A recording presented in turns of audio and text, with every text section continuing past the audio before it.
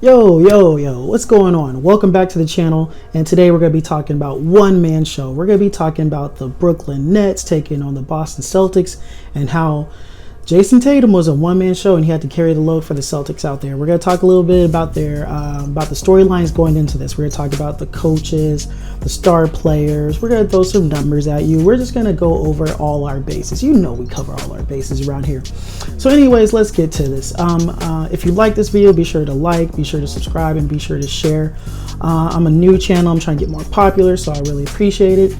Also, if you're new here, you have no idea who I am or what I do, let me tell you. I do reactions. Obviously, we got the playoffs going on, so I'm reacting to a big game. I'm reacting to big moments. If there's news breaking, I'm trying to be on top of it. During the off season, I'll also be covering trades, signings. I might even be doing some predictions. And also at times I do videos just on players or teams. For example, I made a video on Boston Celtics earlier this year called Tatum Time. And I talked a little bit about the Boston Celtics season. I talked about how Brad Stevens been losing the locker room. I talked about how Kemba Walker had injuries during the regular season.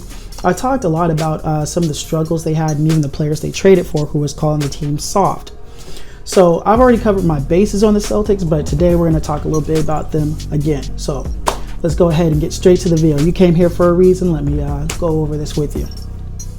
So one-man show. During this playoff series, Jason Tatum, he averaged about 30 points, 5 boards, and 4 assists. He played pretty good. Obviously, these are great numbers. It's just really sad that he doesn't have a good supporting cast around him.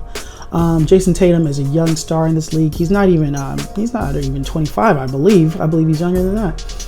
And he's a young star in this league, and it's really sad that he doesn't have more talent around him. Going into this playoff series, it was sad when the news was announced that Jaylen Brown was injured and he wouldn't be able to play. So that was pretty disappointing. He didn't have his right-hand man. As the series progressed, it was announced that Kemba Walker had an injury, and we're going to get to Kemba, don't worry. And it's just really sad seeing this because, a lot of people hate when star players ask for trades. But man, if I'm Jason Tatum, I'm getting to that point where I want to be out of there.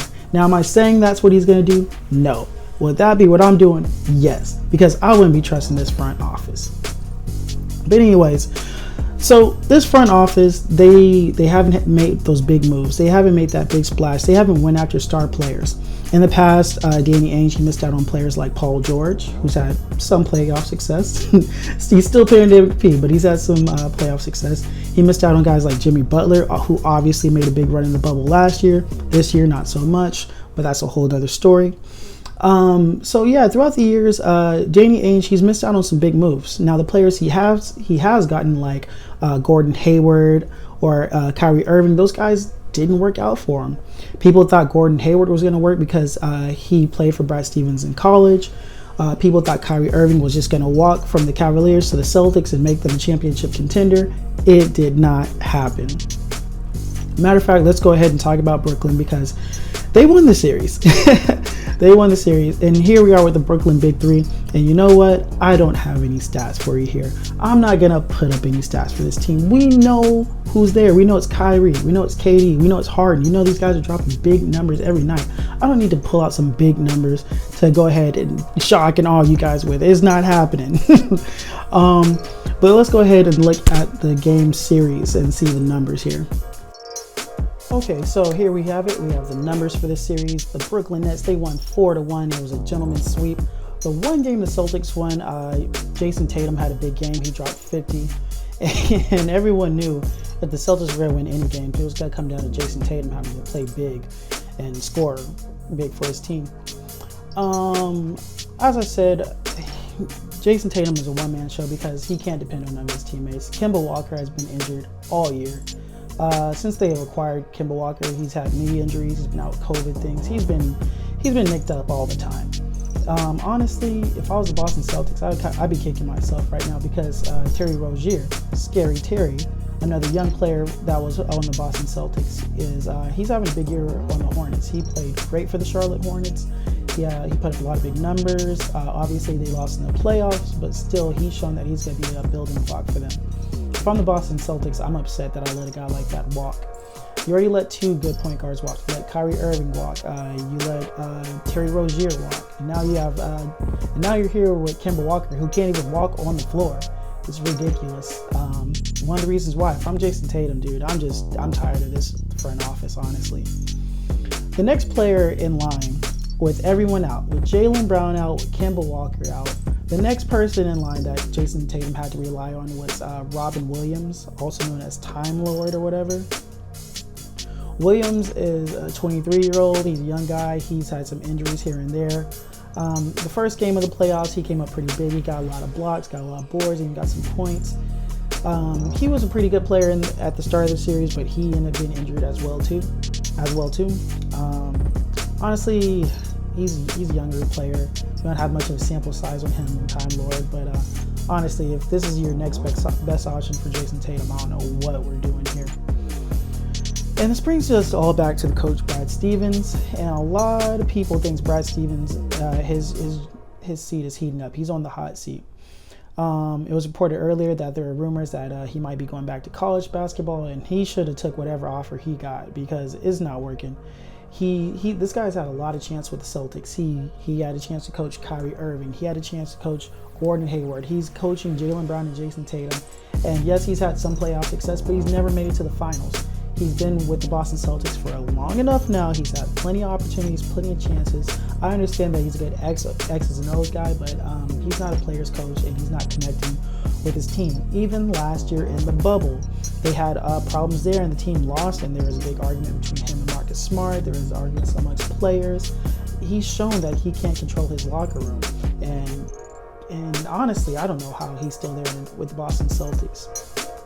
Honestly, with the Boston Celtics, everything comes back to their front office. Danny Ainge is a guy who he sat on picks, he sat on opportunities to make moves, he played the long game, and it's gotten him nowhere. In fact, these two teams are kind of going full circle here.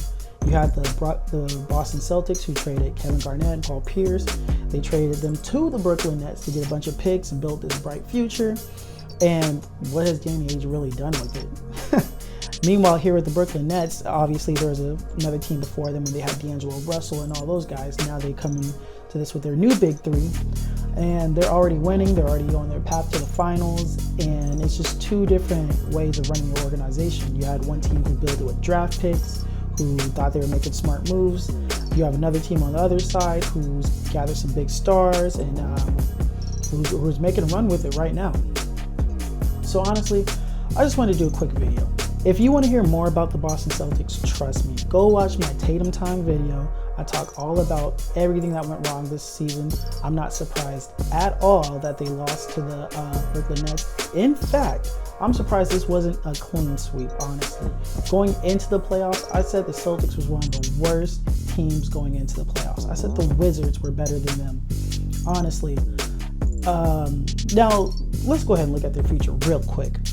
Honestly, you know Jaylen Brown, he's gonna heal up, he's gonna come back from this injury. But really, what do you have? Are you gonna run this back next year with the same guys? Are you still gonna have Brad Stevens standing on the side of the court who can't motivate anybody? Are you gonna have Marcus Smart upset at his teammates? Are you gonna have Kemba Walker in a suit because he can't get on the floor? Are you gonna have Danny Ainge sitting around watching everyone else make big moves in free agency? No, dude. Like, honestly, this team's got to break it up. They got to break up a lot of these players. There are a lot of players who have expiring contracts. They need to explore that. And honestly, the Boston Celtics have to make a lot of big moves. But hey, what do I know? I say this at the end of all my videos. Please feel free to put a comment. Feel free to share this video with someone you know who likes the Brooklyn Nets, who likes the Boston Celtics, who likes Jason Tatum. Be sure to share this video. Word of mouth helps a lot. And honestly, please, someone in the chat help me, because I'm upset. I'm a Jason Tatum guy. I like Jason Tatum. I liked him ever since he got up in LeBron's face in the playoffs and he gave him a little bump. Jason Tatum's a good kid. I've liked him since Summer League, and everyone says don't watch Summer League. This guy had the moves in Summer League. He had a good post-up game. He can score at will. Jason Tatum's a phenomenal young player, and people are going to be very upset when he starts requesting that trade. And when it happens, I'm gonna be sitting back saying, hey, I've seen this coming. They have let him down too many times. But anyways, hey man, I'm Leezy. I really kept it 100 today. I know I say it a lot, but today I lived up to it. I was pretty upset. Anyways, everyone have a good one. Thanks for watching. Like, subscribe, share, subscribe. I'm out of here.